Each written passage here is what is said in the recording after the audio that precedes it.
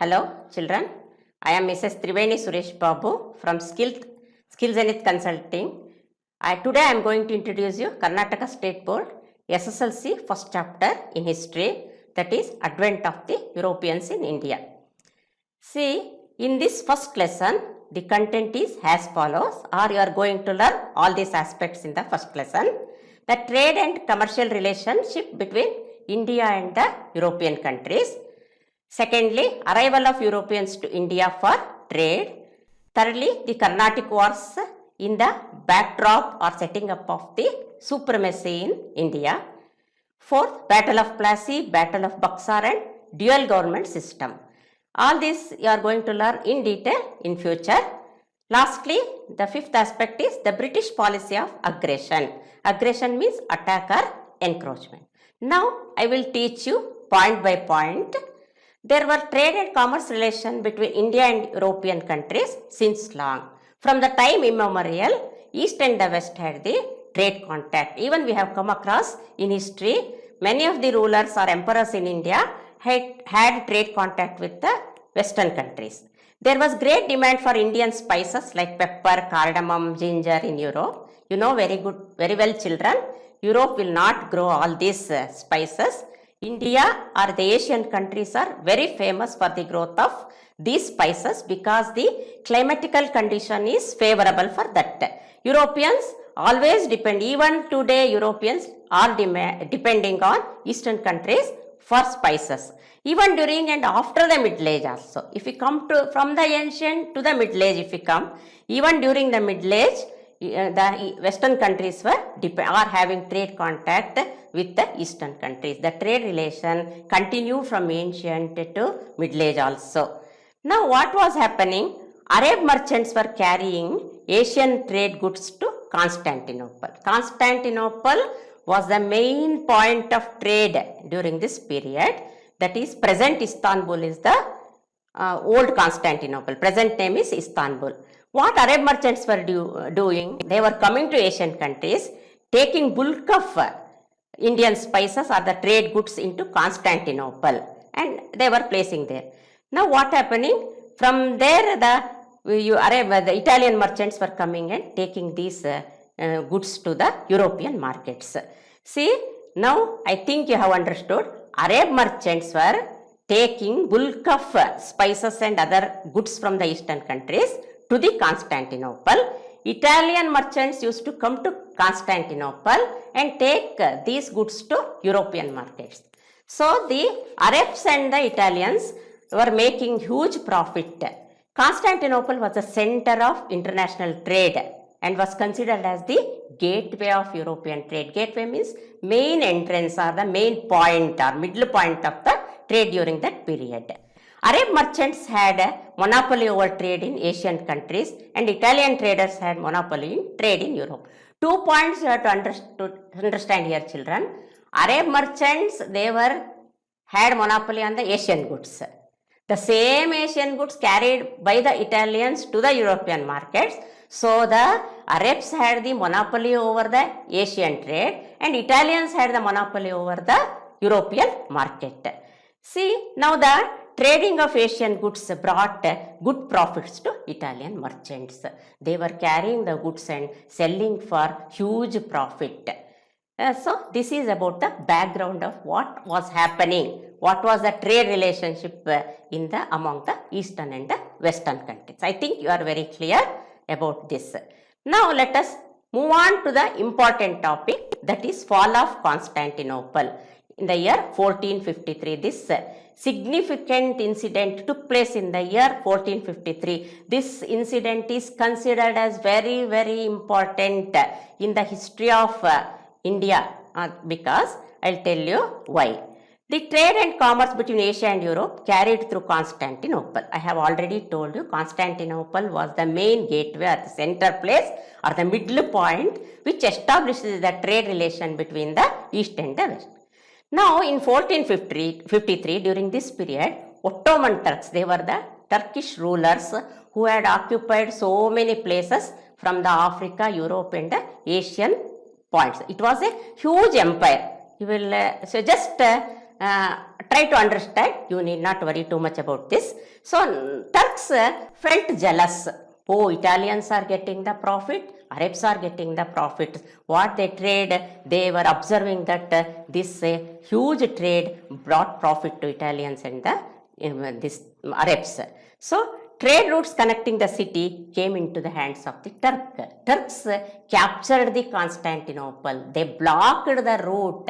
They did not allow the Arabs to go through this route.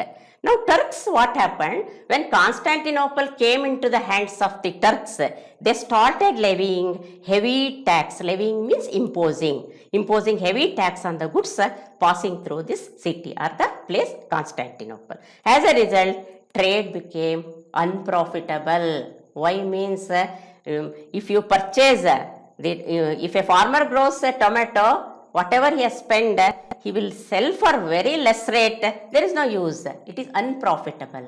So before the fall of Constantinople, what was happening? Italian merchants were getting huge profits. Now the route is, the Constantinople fell into the hands of the Turks. They began to monopolize the trade route.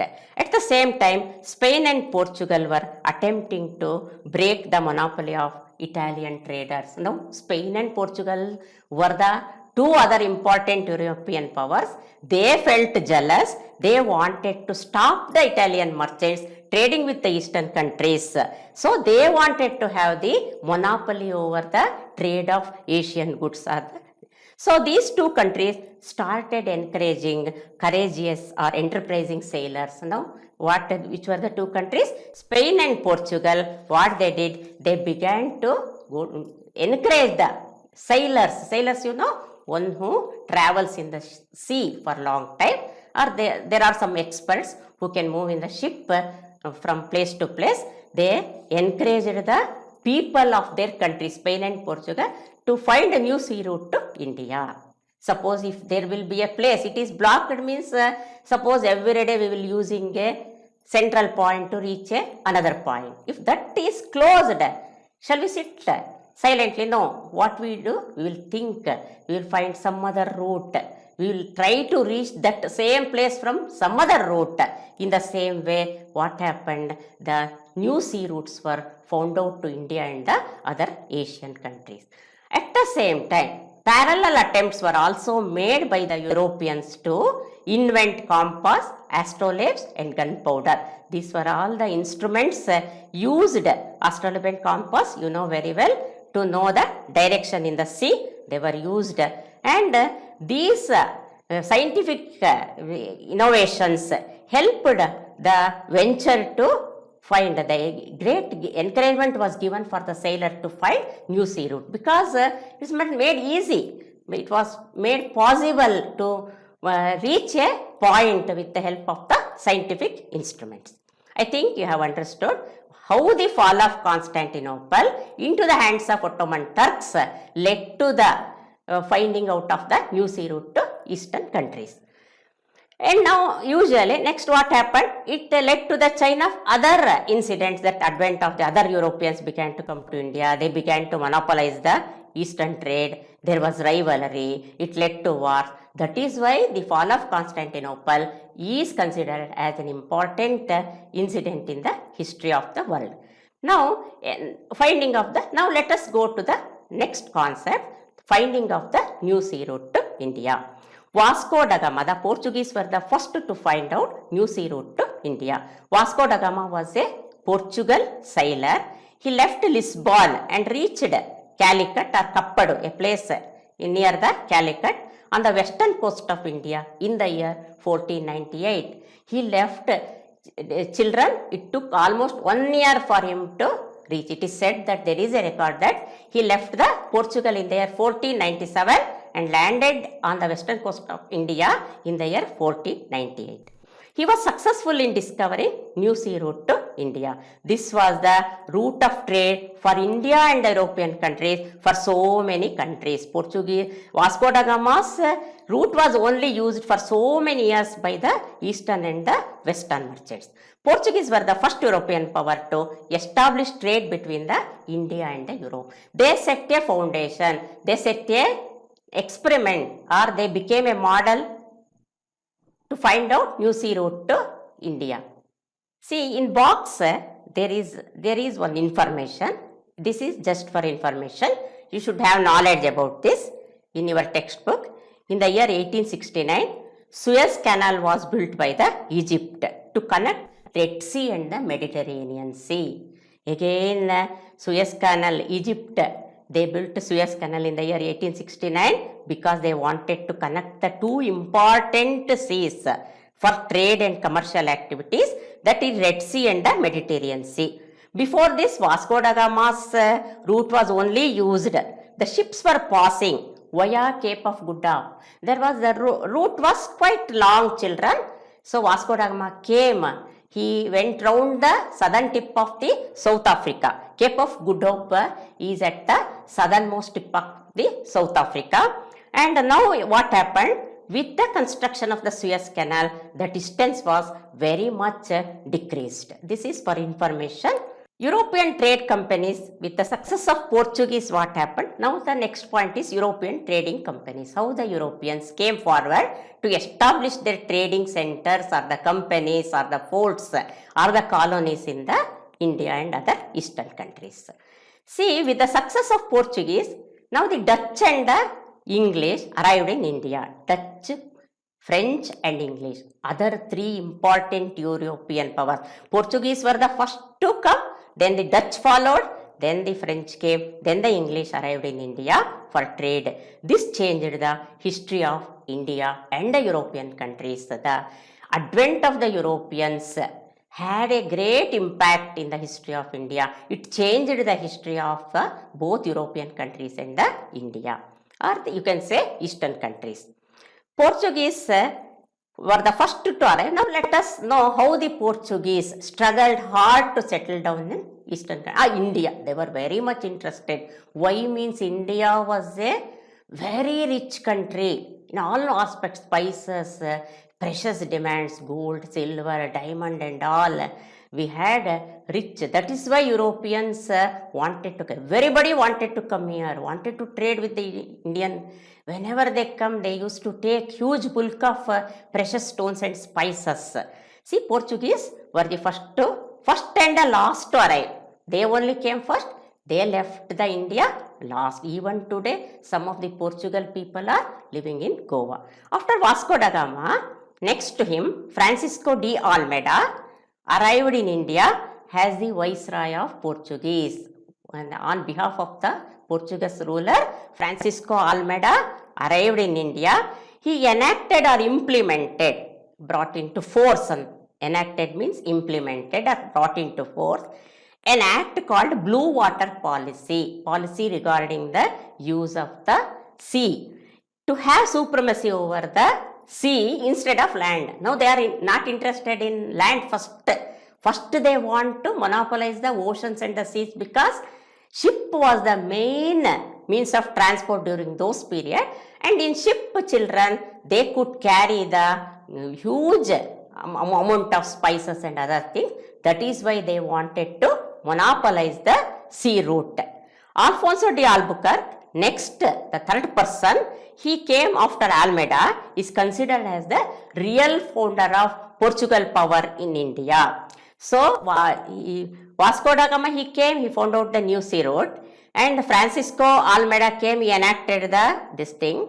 But Alfonso de Albuquerque, who came after Almeida, he wanted to establish Portugal Empire in India. He wanted to have supremacy over the India. He waged a war against the Sultan of Bijapur in 1510. During 1510, Sultan of Bijapur was the ruler. Now he see children, where is Portugal, where is India? They came, waged war against the Sultan of Bijapur and won Goa. Forcibly they waged a war and took our Goa, see, belonging to India, and Sultan of Bijapur, they sat in Goa, they made a place. He waged a war. See, now Goa became the political or administrative center of the Portuguese in India. He came, waged a war, took it forcibly, sat here, made it as the capital of Portuguese power in India. Now, they had monopoly on Indian trade for almost 150 years. Portuguese who came, who found out the new route to India, captured Goa. They stayed here for almost 1.5 century and monopolized the trade in India. Now what happened? Portuguese could not compete with the French and the English. French and the English were very powerful in all aspects. So Portugal were very powerful during the initial stages, but later on what happened? Their power declined due to the advent of the English and the French. This is about the story of Portuguese, how the new sea route was found out, how they enacted the and how they made Goa the center of commercial and trading activities, and they sat here for 150 years, and how they declined due to the advent of the English and the French. Now let us move on to the next European power, Dutch. Dutch are the people from Holland or Netherlands. Dutch East India Company was started in the year 1602 with the aim of having trade with the eastern countries. See, they also Dutch. Now Dutch, they are thinking that they are also wanted to come to India and to have trade contact. By this time, the story of eastern countries has spread to far off European countries. Everybody came to know that India is such a, and eastern countries are such rich countries. Now Dutch also came to India. They established Dutch East India Company, and they conquered or established warehouses. Warehouses means big storehouses. So in Surat, Brach, Cambe, Cochin, Nagapatnam, Masulipatnam, and other places. So number of places that they made. They took some place, they asked that they will build a small fort, then they went on annexing their power in the India. They broke the monopoly of Portuguese in India. Now Portuguese were only rulers, they were behaving as they wanted. Now Dutch came into the competition with the Portuguese. They were unable to face competition from the English. Again, Dutch were also not so powerful when compared to France and England. English or the French, because in all aspects, again, they had supremacy over the trade, science and technological advancement. So Dutch also, like Portuguese, could not compete with them, and what they did, they limited themselves in the Spice Islands of Indonesia. So only few places in the Eastern Asian countries were in the hands of Dutch, or some places they had monopoly over the trade, especially Indonesia. Indonesia was under the Dutch control for so many years. So warehouses means storing, it's a place like a fort, they storing goods for trade. Huge walls were constructed and they began to store all the goods in that. Now let us move to the very important people who ruled us for almost again 1.5 century. Children, now let us move on to English. On 31st December 1600, Queen Elizabeth, it was the time of the rule of Queen Elizabeth, she issued a royal charter. Charter means permission or authorization to the East India Company. East India Company was already started in India. She gave permission to the East India Company to trade with the Eastern countries for 15 years, like a bond or an agreement was done. She said to the East India Company people, oh, okay, I will grant you permission to trade in Eastern countries for 15 years. You are free to trade. So company started the business formally. Correct form of their business started, real business started by the English from the year 1613. The Mughal emperor. So the Mughal rule was there when the Queen Victoria, the Queen Elizabeth gave the charter, or she granted the permission. So the emperor issued a royal permission to English to establish first warehouse or factory in Surat. This was the big mistake committed by our people or our king. So foolishly he said, okay, you can have a factory at Surat. In 1617, Sir Thomas Roe arrived or came to India as an ambassador to the court of Jahangir, the Mughal ruler. So he asked the permission to start factories at other places also by the Mughal Empire. Again, the same mistake continued. Jahangir, he granted permission for the English to start factories in many places. Now, once the permission is granted, they established factories at Agra, Ahmedabad, Broch. All these were under the Mughals rule. Mughal rulers, they gave place for the English people to have their supremacy over the trade. In 1639, see, stage by stage, England people began to occupy India. In 1639, English took Madras from the king of Chandragiri. Chandragiri, you know very well, hundreds of rulers were ruling India. Here and there, small kingdoms were there. Now the English eye fell on the Madras because it is an important port. So the king of Chandragiri, what happened? They established a strong fort and named it as the St. George Fort. So 1639. So underline this, English took Madras from the Chandragiri and they took and they established a fort called as St. George Fort. So this became the foundation for having the trade contact with the India, supremacy or having monopoly over the Indian ruler. Now Charles II, the Prince of England, gave Bombay on an annual rent of 10 pounds to East India Company in 1668. Just for 10 pounds.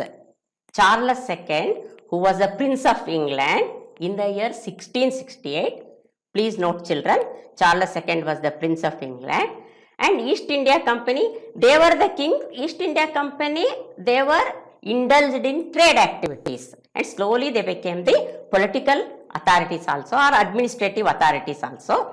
So in 1668 he said that, so you can Bombay, you pay me how much? Only 10 pounds. Per year 10 pounds you can have trade in Bombay. So to East India Company allowed Bombay, or Bombay came into the hands of the East India Company. In 1690, again next stage, 1690, English purchased 3 villages, namely Sutanat, Kaliketa and Govindapura on the bank of river Hooghly and built Fort William. So, second St. George Fort, now Fort William was built on the bank of the river Hooghly. River is also there, and it was made easy for them to have the trade contact. See children, how step by step they are encroaching India and they are establishing their supremacy, and they gave the name Fort William. They gave their name only. The city of Calcutta. Now what happened? The Fort William was built. Fort means, I told you already, a warehouse also or a big buildings with raised walls to keep all the trading goods. So now around the Fort William, fort was built. Around that the city began to improve, or the Calcutta, the city of Calcutta grew around the fort. Now so many people began to live around the Calcutta. Trade activities increased. English had monopoly over Calcutta also. By 17th century, Bombay, Madras and Calcutta became the centers of English presidencies. Presidencies means territory. During 18th century, Calcutta became the capital city. Calcutta became the capital city for English, main trading center of the English. They implemented means executed, brought into force their own criminal and civil procedure codes in the area. Slowly what happened? Now the Indian rulers could not make any rules or regulations. It was the English people who were to decide the rules and regulations, or they enforced their own laws. Now we have lost power. The Indian rulers lost power on our own soil. Now let us move on to the next European power, that is French. French East India Company was started in the year 1664. Children, chronology is very, very important in history. You should have the habit of reading the textbook repeatedly, because all these will appear for the exam and you have to note all the dates. And before you write the notes, or the question answer chronology. You have to write the chronology from the beginning to the end of the lesson. Whatever dates are there, dates in the incident, you have to mark down. You have to make a chart of the incident and the date or the year. Then only it will be easy to understand the history. See, French East India Company was started in the year 1664. The first factory was established at Surat in 1668. First, once the permission was given to build one factory, they used to build so many factories to have monopoly over the trade. Again, the French also established their factories in Kasim Bazar, Mahe, Karaikal, Masalipatnam, Chandranagar, Balso, etc. If you look at the map of India, almost all the places are on the coastal line of India, or the important coastal areas of India, because they were not interested in penetrating into the Indian land, or they were not interested in acquiring land. First they wanted to have monopoly over the ocean or the sea, because it was easy for them to carry the goods and bring the goods. That is why they were very, very much interested in capturing all the places which were on the bank of the rivers and or the ocean or the shore. See, now in 1674, again, they took Valikandapuram from a local Muslim official. So an official was there, 1674. See, it was easy for them. Just now, how we purchase a site or a house, like that European powers, they were purchasing the places, the cities, the forts from the local people. So in 1674, what happened? Valikandapuram was under a Muslim official. So they took him from him and developed it as a major trading center. Wherever they kept eye on all important key places in India, the same place came to be called as Puducherry or Pondicherry. Valikandapuram came to be called as Puducherry or Pondicherry. Duplex, now duplex, the coming of the duplex or interference of the duplex in the politics of India became an important fact, because he was very intelligent children. He arrived in India in the year 1746 as the Governor General of French in India. See, Governor General means the person who was overall in charge of the company's trading center. He used to execute all the rules and regulations. He used to control the merchants, make the rules and regulations. He was the representative of the rulers in the French. He came. Now he was very ambitious. Ambitious means Mahakangsha,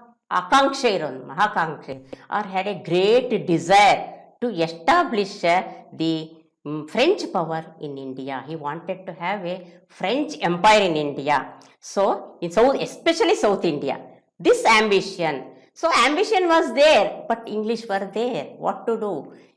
French had to fight with the English continuously to have their supremacy, but could not succeed, children. But anyhow, they will make their attempt. See, Duplex, what he will do? He will wage Carnatic wars.